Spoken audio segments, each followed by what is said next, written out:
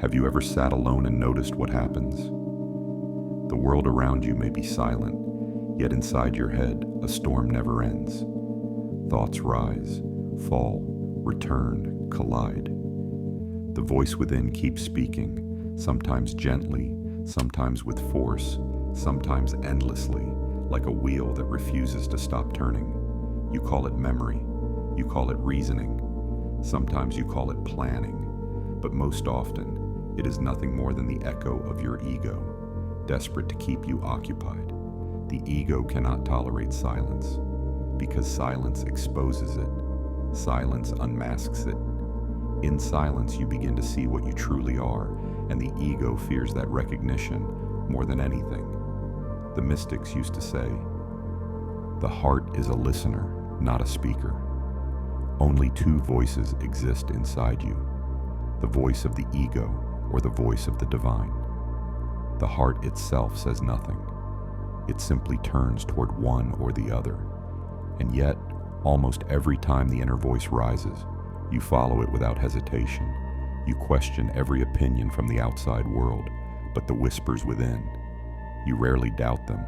You assume they are yours. You assume they are true. But are they? How often has your inner voice told you a story that was born of fear?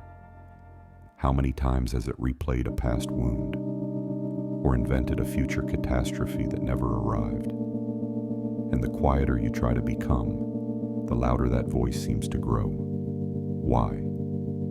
Because the ego believes if you ever find real silence, it will vanish. So it distracts you, pushes you into analysis, imagination, memory, regret.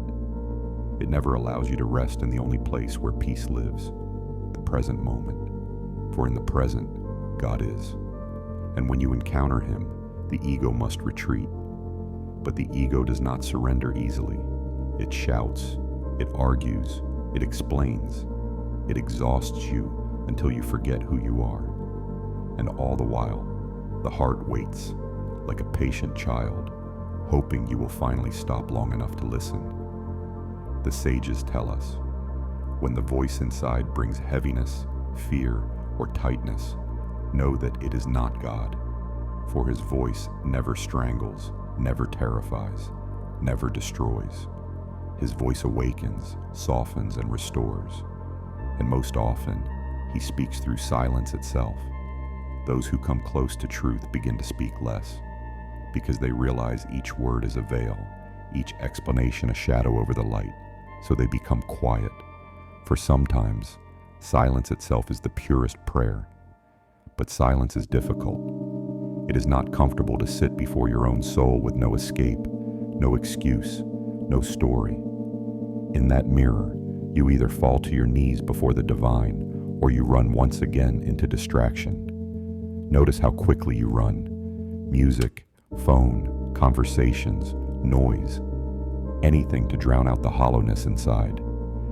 But that hollowness you flee from is the very place where God waits for you. He does not enter crowded hearts. He arrives only when the noise subsides, when the soul is unoccupied. And when He arrives, it is not with a sentence or instruction. It is with presence, stillness, peace, a knowing that cannot be spoken yet feels more real than anything you've ever learned. This is why the ego resists. It labels silence as emptiness, loneliness, or uselessness. It whispers, "You must be productive. You must be busy. You must be distracted." It will say anything to keep you from the threshold, because once you step across, everything changes. At first, the silence feels unbearable. You feel stripped, exposed, vulnerable. Every excuse, every shield, every defense falls away. You are naked before God, and yet, it is in that nakedness that His love is most complete. For He does not love the masks you wear. He loves you in your most surrendered state. The Masters taught, the heart does not hear through ears. It hears through presence. It hears through stillness. In that state, every leaf falling, every breeze, every whisper of laughter becomes a reminder of Him. You begin to understand not with the mind but with the soul, that you are being spoken to at every moment.